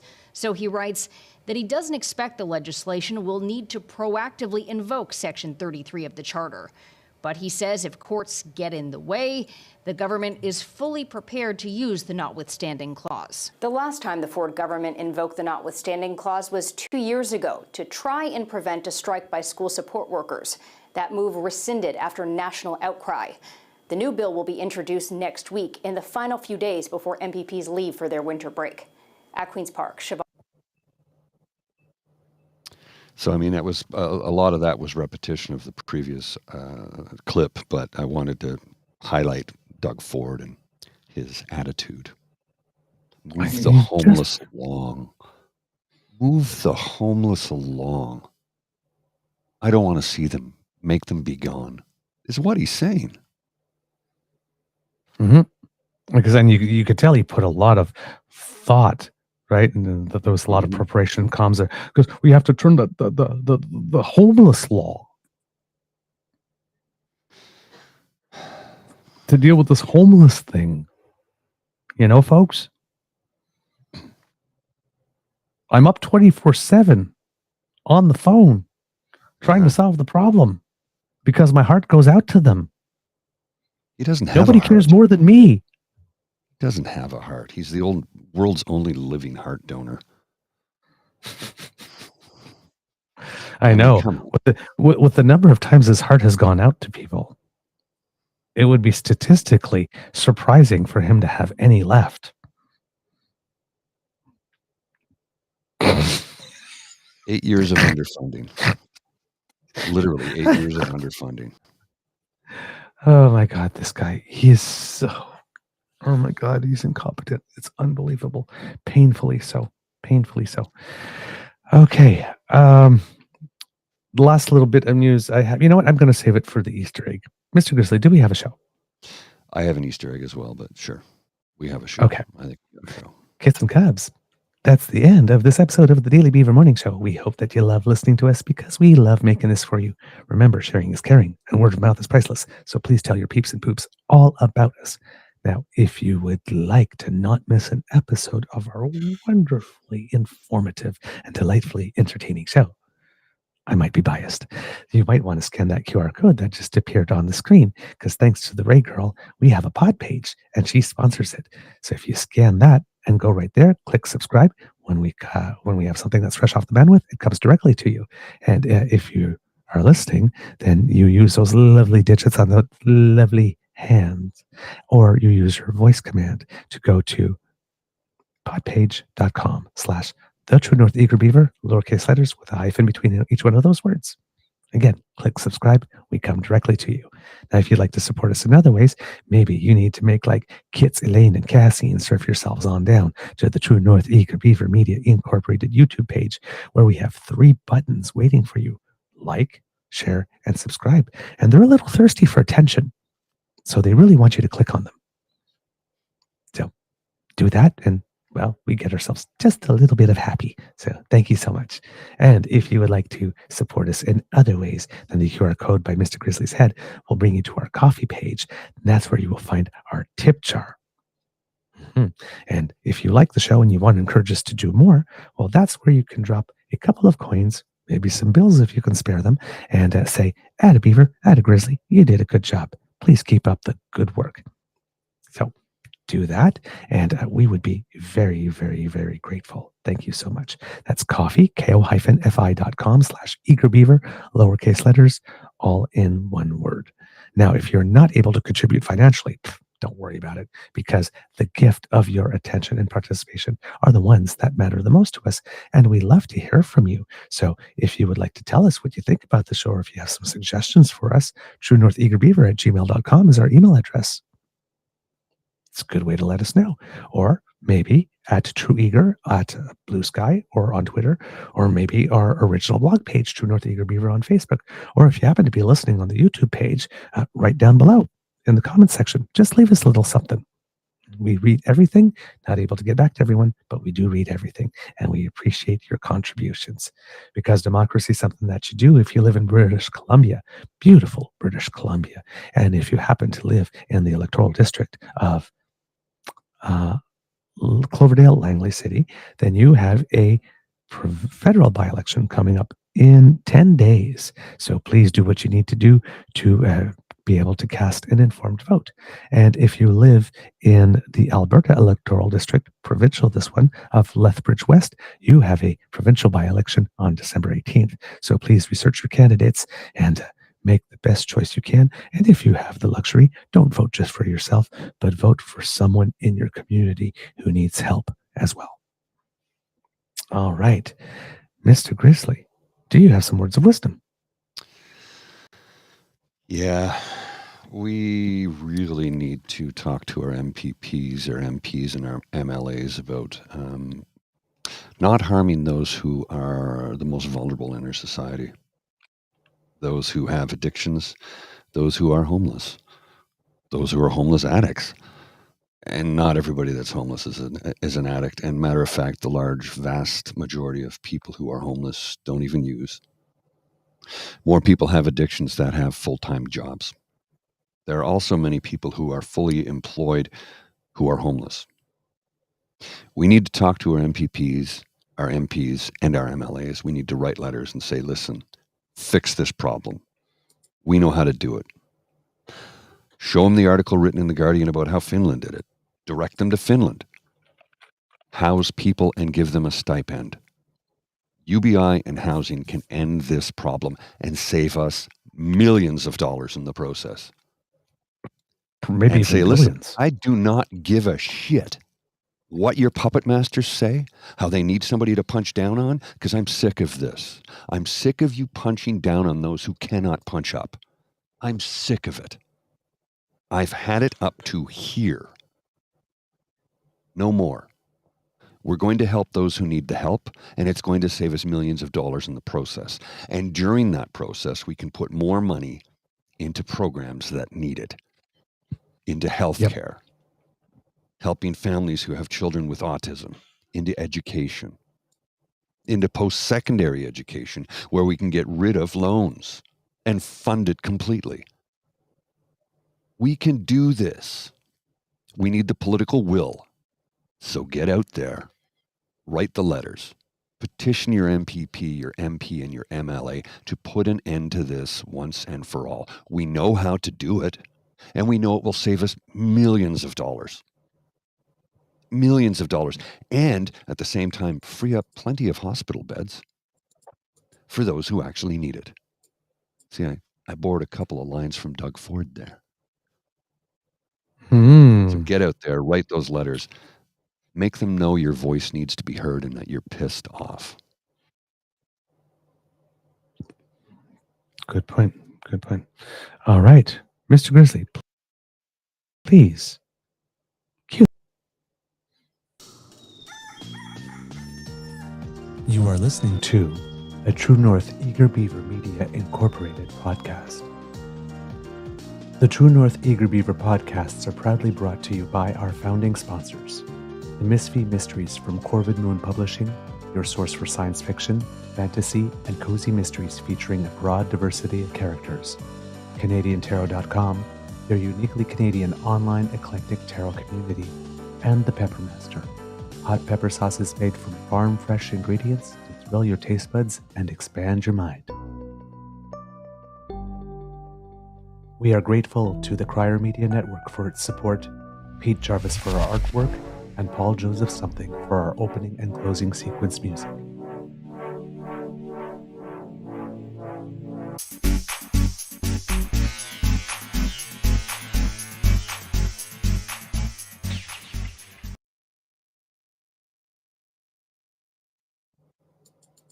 You have a Easter egg, sir? All right, Mr. Okay, well, let me just pull this up. And because it is the 104th anniversary of the Halifax Harbor explosion, I present to you something I'm sure we've all seen before, but it's time to share it again. My God, look at that.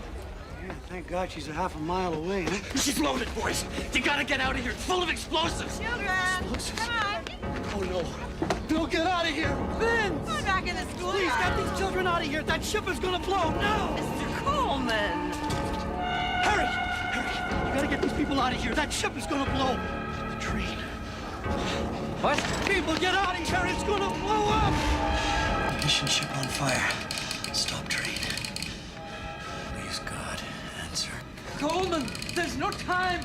The train's coming in towards Pier 6. I've got to warn you. Come on, Vince, come on. There are 700 people aboard it. I've got to stop it. Come on, acknowledge.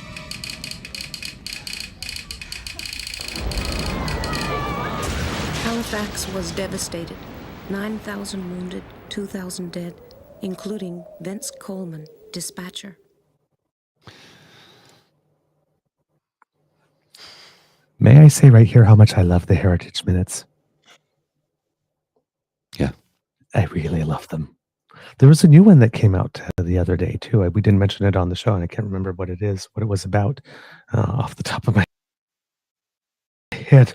Unfortunately, they're still making them. There's a new one. There's one with Edwin A. Baker and Mary Ryder Hamilton. That was the one. It came out about a month ago. So please check those out if you have the opportunity. All right. Kits and Cubs, my little Easter egg. First of all, thank you to Kit Vim for compliments about the quality of my French. Thank you. A shout out specifically to Miss L and Miss A at the institution that Mr. Kit Hugh was speaking of to me yesterday. So hope you're all doing very well. And thank you for joining our show. The Easter egg I have for you is we've been talking a lot about women's sports because there's a new baseball league starting, a new Canadian soccer league, and the PWHL is starting its second season. The launch has been great. Lots of interest on the first weekend of that, and they're expanding. Well, in all of that, there was an announcement a while back that the WNBA was expanding and including a Toronto franchise. Well, the Toronto franchise came in its colors yesterday, and it will be called the Toronto Tempo. Cool. That's the name of the team. They say that it honors the heartbeat of competition and the unseen force that shapes the game. It was chosen after thousands of fans submitted ideas. Organizers wanted a name that reflected Canadian identity and worked both in English and French. Le Tempo. You can say that in French. Teresa Rush, president, she says, Tempo is about the game of basketball. It's rooted in the game, and we're so excited to bring that to life. It's not just about going fast and slow. It's about control and the energy and excitement. I can't wait for fans to take that and run with it. The logo is a stylized powder blue basketball with a T in the middle, and the team will begin playing in the 2026 WNBA season. Unfortunately for the team, the announcement was planned for sometime in 2025, but it had to be made early when the logo accidentally appeared on the WNBA's website. Oops. Oh well, got it just on the fly. But yes, that's sorry, not Teresa Rush, Teresa Resch, who is the president of Toronto Tempo. She says, as Canada's WNBA team, I know the Tempo will set our own pace, move at a championship cadence, and inspire people across this country. There were more than 10,000 people that weighed in on the Name Your Team engagement program by the Tempo of interest in the franchise, which is very, very exciting. So there you go, basketball fans, Toronto Tempo. That's who you will be cheering for. Not sure how long it will take for merchandise to get into the stores, but I'm sure that once it does, it is going to be a variant. Oh, no doubt. All right. No doubt. That's all I got. Alrighty. Gotta go. I'll see you later. Have a terrific day.